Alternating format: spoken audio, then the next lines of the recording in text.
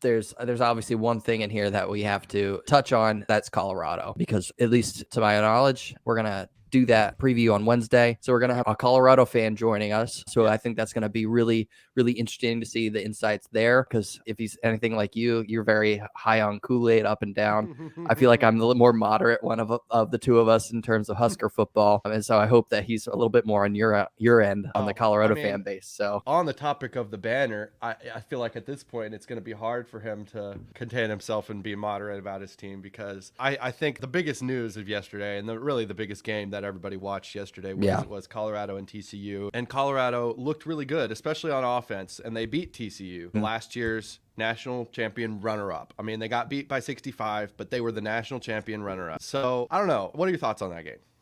Yeah. So without going into too much detail, I think that one, Dion definitely prepared his boys for that game. The narrative going in was they're going to lose by 20. It's not even going to be close. And they were just kind of assuming TCU would be on the same level that they were last year, even though they had to replace so many different pieces on both sides of the ball. So you look at that and you go, yeah, I mean, we even talked about it. We thought that game was going to be closer than, people were giving them credit for. I didn't even look at it as an automatic loss. I mean, I thought they would, but I didn't look at it as an automatic one. And they even shocked me with how much they played. Travis Hunter is a dude, and he's a game breaker. He really is. And Shedeur Sanders proved that even with pressure, because their line is definitely the weakest part of their team, but their skilled players definitely make up for it. Now, is that going to hold up all season? We will definitely see. But they're very impressive right now, and give Coach Prime credit, because a lot of people were just kind of discrediting the approach and everything. And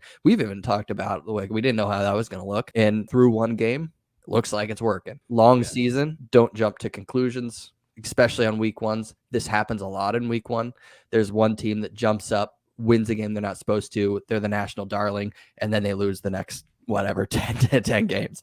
So it's definitely happens, but I don't think that's going to happen with them. I think they're at least a 500 team, but just based on their talent level alone. I mean, but talk about one game changing the national perception for a team. Yeah. For real. Because for most of the country, it would be like, if they won 2 or 3 games, they improved 2 or 3x on last year. That would be a miracle. Yeah. Most people were expecting 4 or 5. And even and you right there, even being as conservative as you sounded, said 500. So that's 2 games better than most people would have thought at the beginning of the season. But I agree with you. They proved them beating TCU in and of itself was a game that everyone pretty much chalked up for them to have a loss on their schedule. So they're already ahead of the curve on that one. I mean, on the other end of that, TCU played right into their game plan, right into it.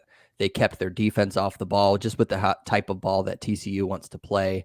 They rushed it. Their defense was always on the field. You just look at the time of possession; it's not even close.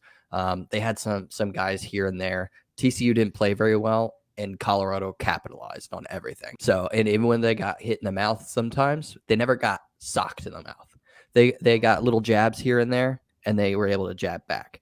They never got boom hit completely down. Had to come back. It was going blow for blow. They were the aggressor, and TCU was playing behind the 8 ball the entire game, which was right where they wanted to be. Really were, because of the nature of the game. It really was just because they scored first, and because they scored first, and because of the nature of the game. So. And time will tell. Time will tell how good that TCU team is. I mean, they easily could have been missed out on even a bowl game last year with the amount of close games they had.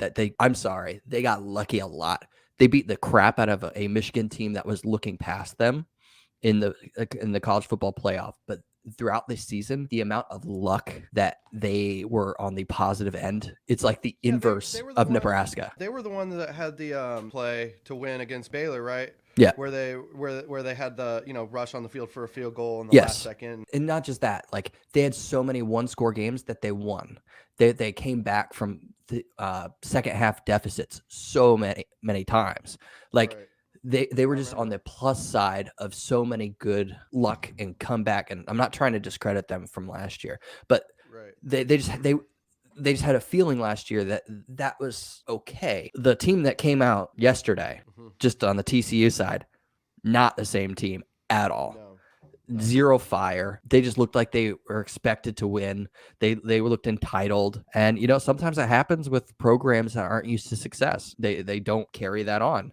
That's why there's a lot of one-hit wonders in college football. So we'll see. We'll see how good they are, but definitely Colorado deserves credit. If I had to run down sort of my perception of Colorado after that game, I'd say quarterbacks A+, running backs B-, wide receivers on offense A-, line on offense C-, line on defense D+, defensive skill positions A-, B+ area. Yeah. So